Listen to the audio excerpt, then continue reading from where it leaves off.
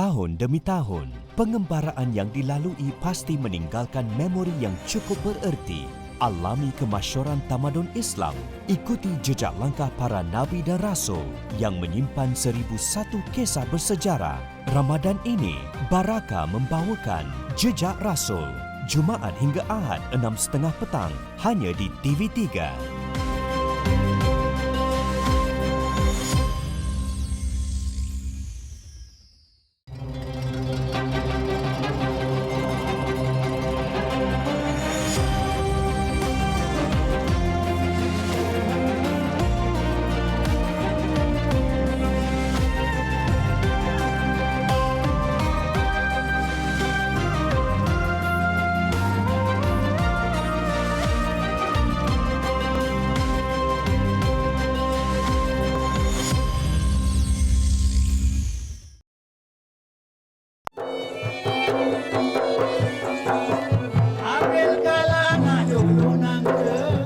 Oh, banyak kebun angka tu. Sedap tu.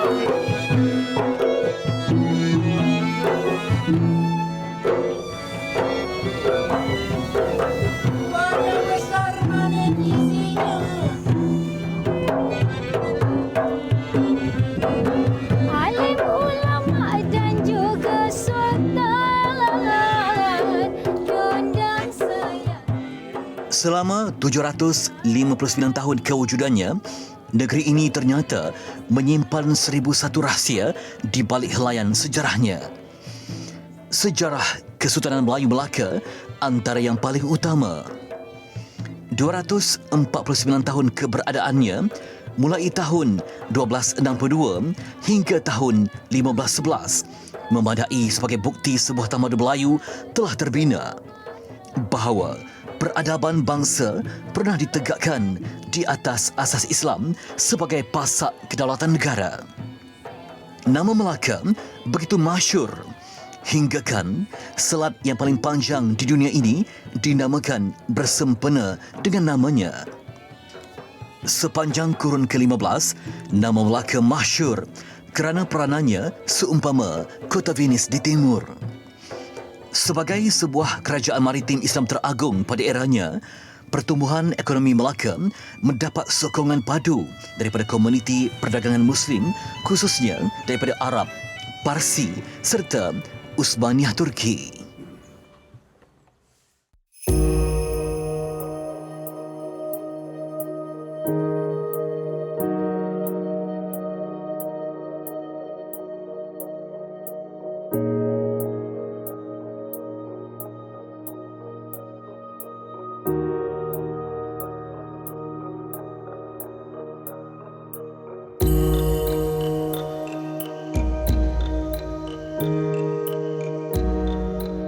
Di belakang saya ialah muara Sungai Melaka yang mana lebih kurang 6 hingga 7 kurun yang lalu lebih luas dan dalam. Menjadi tumpuan timur dan barat sebagai tempat tumpuan untuk menghimpun komuniti dunia. Bisa kata pedang dari India tidak perlu ke China, dari China tidak perlu ke India. Semuanya bertumpu di Melaka sebagai World Meeting Point, pusat pelabuhan terkenal dunia yang begitu masyhur.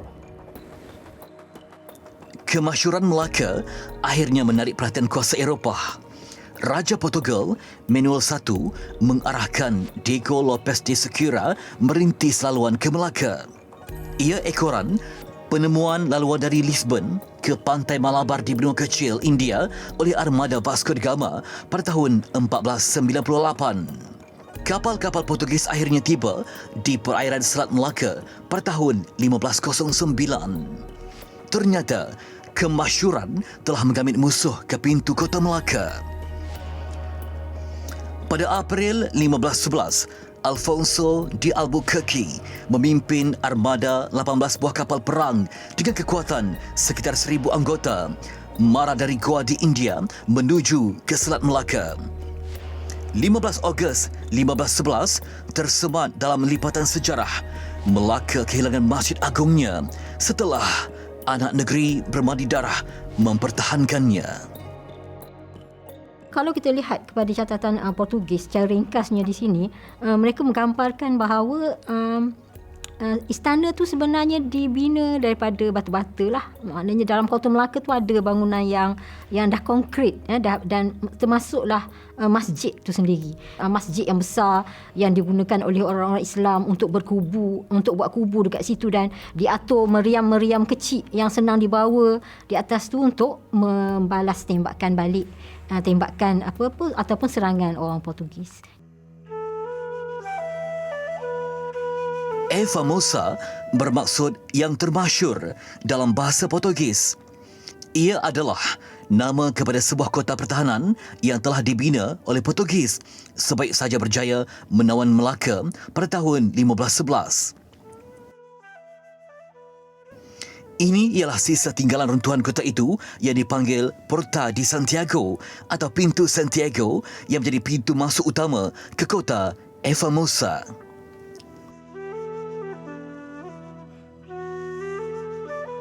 Terletak di Bandar Hilir Melaka, lokasinya bersebelahan dengan Muzium Istana Kesultanan Melaka di sebelah kanan dan Gereja Saint Paul yang terletak di atas bukit. Muzium Kesultanan Melayu Melaka ini dibina berdasarkan teks sejarah Melayu yang menggambarkan keunikan seni bina istana pada zaman Sultan Mansur Shah.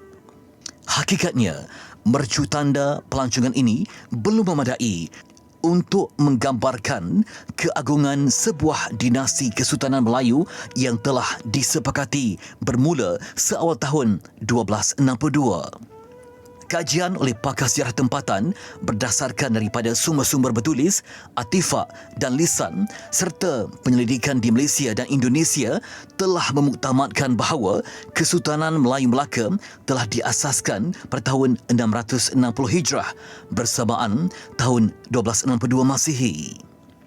Tarikh 1400 ialah kesepakatan oleh sarjana barat yang antaranya bersadarkan kepada maklumat Summa Oriental oleh Tomé Pires yang tidak berasaskan fakta dan hanya bersifat kabar angin.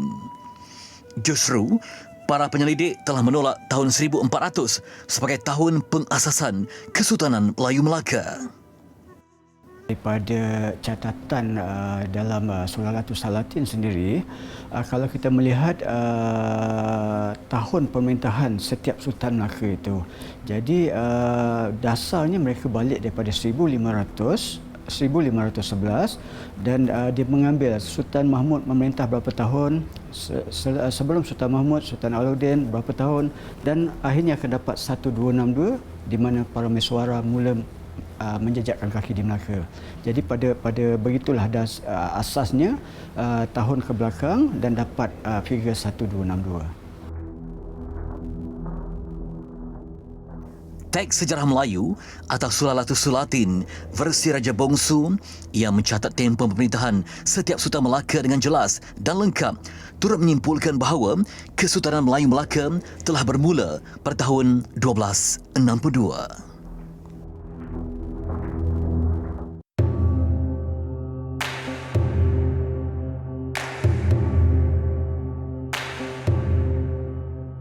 Kejatuhan Melaka ke tangan Portugis tidak berlaku dengan mudah.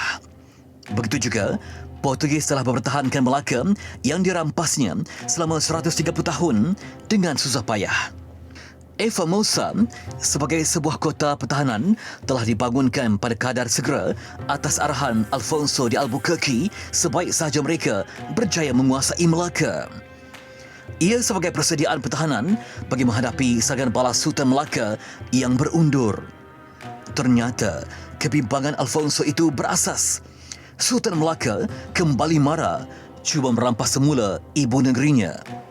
Masyhur diceritakan, selain batu-batu elektrik yang diambil dari Pulau Upeh, batu-batu daripada masjid serta bangunan yang dirobohkan serta batu nisan di perkuburan telah digunakan bagi mendirikan tembok kota E Famosa.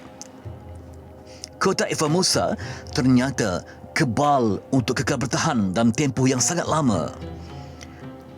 Melaka telah berhadapan banyak siri serangan sepanjang 13 dekad pendudukan Portugis. Antara tahun 1512 hingga tahun 1641, E Famosa telah berhadapan 16 serangan daripada Sultan Melaka dan sekutu-sekutunya. 5 daripadanya ialah ekspedisi jihad Kesultanan Aceh. Kerajaan-kerajaan Melayu yang lain yang sebelum itu bernaung di bawah Melaka datang kembali ke Melaka untuk membebaskan Melaka daripada cengkaman Portugis. Dan cubaan serangan-serangan ini bukan berlaku sekali ataupun 2 kali, tetapi berlaku banyak kali, dan setiap kali serangan yang dibuat memang kegagalan lah. Mungkin yang paling dalam catatan kita tahu bahawa Aceh turut serta dalam usaha membebaskan Melaka daripada Portugis. Kepungan terhebat berlaku semasa zaman Sultan Iskandar Muda. Turut mendapat bantuan Uthmaniyah Turki, baginda telah menggerakkan armadanya dari Aceh dengan kekuatan 236 kapal perang bersama 19,000 anggota. Tentera Aceh mengepung Melaka selama 5 bulan mulai November 1628. Direkodkan dalam sejarah, Aceh berjaya menduduki Melaka selama 8 bulan. Turut sama dalam ekspedisi jihad tersebut ialah seorang ulama besar Aceh, Syekh Samsuddin As-Sumatrani. Penasihat utama Sultan Aceh ini telah gugur syahid dalam misi jihad membebaskan Melaka dari cengkaman Portugis. Inilah makamnya di Kampung Ketek, Melaka.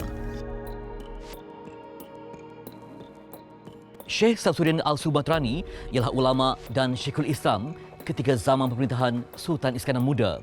Setelah Melaka jatuh ke tangan Portugis, Sultan Iskandar Muda berjuang untuk lancarkan serangan untuk menjatuhkan Portugis. Dan Syekh Samsuddin turut menyertai armada yang digerakkan oleh Sultan Iskandar Muda. Malangnya, dia gugur syahid di bumi Melaka dan disemadikan di sini. Sayangnya, kejayaan Aceh tidak kekal lama. Portugis kembali untuk merampas semula Formosa. Sumber sejarah Portugis menyatakan dalam pertempuran Sungai Duyung 1629, pihaknya beroleh kemenangan besar. Tiada sebuah kapal pun yang berjaya kembali ke Aceh. Semuanya sama ada dimusnahkan atau ditawan. Begitu juga nasib 19,000 tentera Aceh di Melaka. Rampasan perang terhebat ialah kapal induk armada Aceh, iaitu Cakradonia, yang digelar oleh Portugis sebagai Espanto del Mundo, bermaksud yang menggerunkan dunia. Jong sepanjang 100 meter dengan 3 layar dan 100 laras meriam di kiri kanannya memuatkan lebih 1,000 penumpang dan anak kapal. Ia berjaya ditawan dan dibawa ke Gua India sebagai trofi kemenangan mereka. Portugis merampas kembali Melaka hasil bantuan ketumbukan yang tiba dari Gua India. Sumber sejarah Portugis juga menyebut pertempuran Sungai Duyung 1629 menyaksikan sekutu mereka, Johor dan Pahang, telah mengirim bantuan 2,000 orang tentera, sementara Perak pula berpaling tadah menyokong Portugis. Ini ialah replika kapal Portugis Flor de la Mar. Flor de la Mar ialah antara kapal kebanggaan Portugis yang terlibat dalam misi penjajahan di Oman, India dan juga Melaka. Dibina di Lisbon pada tahun 1502, kapal seberat 400 tan ini dianggap kapal terbesar dan terbaik pernah dihasilkan pada zamannya. Kalau kita lihat zaman dahulu, kapal tidak berlayar bersendirian. Kapal berlayar secara armada. Kemungkinannya bukan Flor de la Mar saja yang mengisi ataupun memuatkan harta rampasan daripada Kesultanan Melayu Melaka, tapi mungkin ada kapal-kapal pengiring yang juga memenuhkan muatannya dengan harta-harta rampasan daripada Melaka. Malam 20 November 1511, ribut melanda perairan Arus Sumatera. Flor de la Mar karam bersama khazanah kota Melaka. Namun, Alfonso de Albuquerque terselamat dalam tragedi yang mengorbankan lebih 400 penumpang serta anak kapal itu.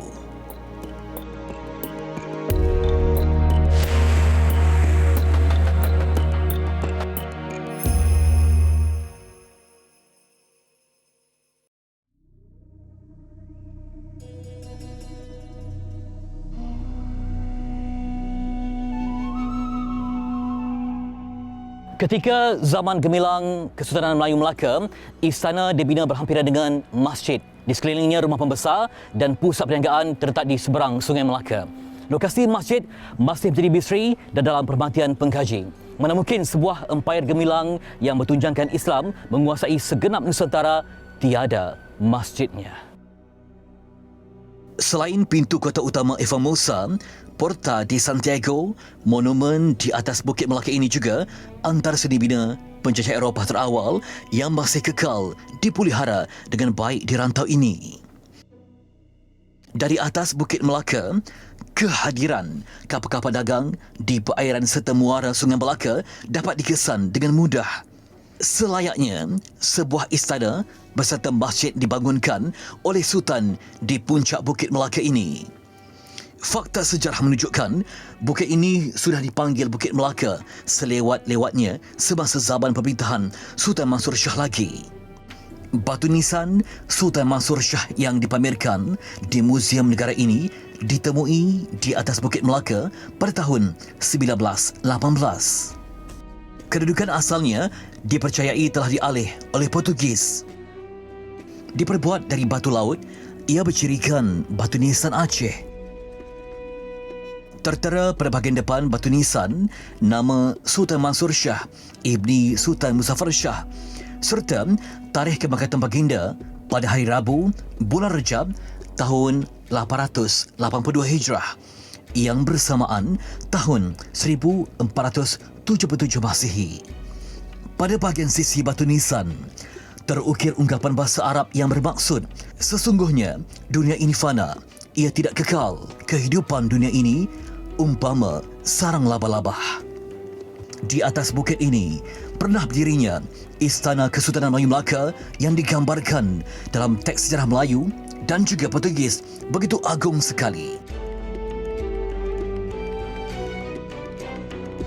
Kalau kita lihat kepada catatan Portugis secara ringkasnya di sini, mereka menggambarkan bahawa istana tu sebenarnya dibina daripada batu-bata lah. Maknanya dalam Kota Melaka tu ada bangunan yang dah konkrit dan termasuklah masjid tu sendiri. Sekiranya kompleks Istana Sultan Melaka pernah berdiri di atas Bukit Melaka ini, persoalannya di manakah masjidnya? Sudah menjadi kebiasaan di alam Melayu Nusantara, di mana istana atau keraton dibangunkan, pastinya akan dibina pula sebuah masjid berhampirannya. Mungkinkah monumen dari tahun 1560-an yang dibangunkan oleh Duarte Kolho ini berdiri di atas tapak sebuah masjid diraja? Tidak sukar untuk memahami mengapa Portugis mengubah fungsi dan struktur asal masjid kepada gereja, merujuk kepada sejarah Perang Salib dan juga kejayaan Reconquista 1492 oleh Sepanyol di semenanjung Iberia. Lokasinya tentulah berhampiran dengan istana. Kedudukan di puncak Bukit Melaka ini sangat sesuai untuk sebuah masjid sebagai simbol pernyataan bahawa Islam itu tertinggi dan teratas. Tiada yang lebih tinggi daripadanya. Islam diangkat sebagai sesuatu yang paling utama. Apakah wajar masjid berada di kaki bukit sedangkan Istana Sultan berada di puncak bukit? Jadi kemungkinan ataupun apakah Masjid Agung Melaka terletak di puncak bukit? Dan kalau kita pergi ke tapak, kita melihat kedudukan runtuhan gereja St. Paul itu sendiri memang menghadap ke arah kiblat. Mungkin kalau kita boleh buat perbandingan sekarang, semua masjid-masjid lama yang terdapat di Melaka, kedudukannya sama selari dengan runtuhan gereja St. Paul. Adakah suatu kebetulan posisi binaan yang dikatakan tertua di Asia Tenggara ini sebenarnya selari dengan arah kiblat? Melihat kepada kompas, jelas menunjukkan di sana ialah arah kiblat, seolah mengukuhkan dakwaan bahawa gereja ini dibina di atas sisa runtuhan sebuah masjid.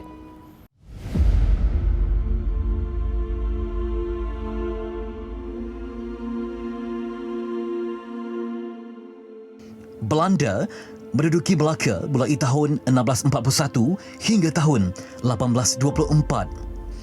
Ia adalah tempoh terpanjang Melaka di bawah kuasa asing. Belanda menguasai Melaka selama lebih 18 dekad. Dalam tempoh itu, kepentingan Melaka dari segi pusat dagangan merosot apabila Batavia menjadi pusat ekonomi dan pentadbiran utama Belanda di Nusantara.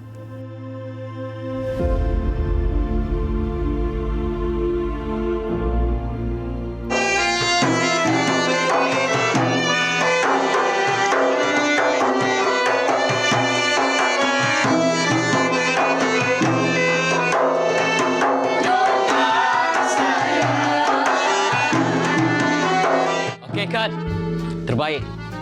Bidang produksi TV adalah mata pencarian utama saya. Justru, pelbagai cabaran perlu dihadapi bagi menyiapkan tugasan. Terutamanya apabila beraksi di bawah terik matahari, maka mudah untuk saya berasa kurang sihat. Baraka, ekstra habatus sauda bermutu tinggi. Diproses menggunakan teknologi cold press oleh kilang bertaraf farmaceutical dari Timur Tengah, kapsul ini mengekalkan nutrisi habatus sauda. Kapsul Baraka edaran Frama Niaga, kunci kesihatan saya dalam kembara pencarian rezeki.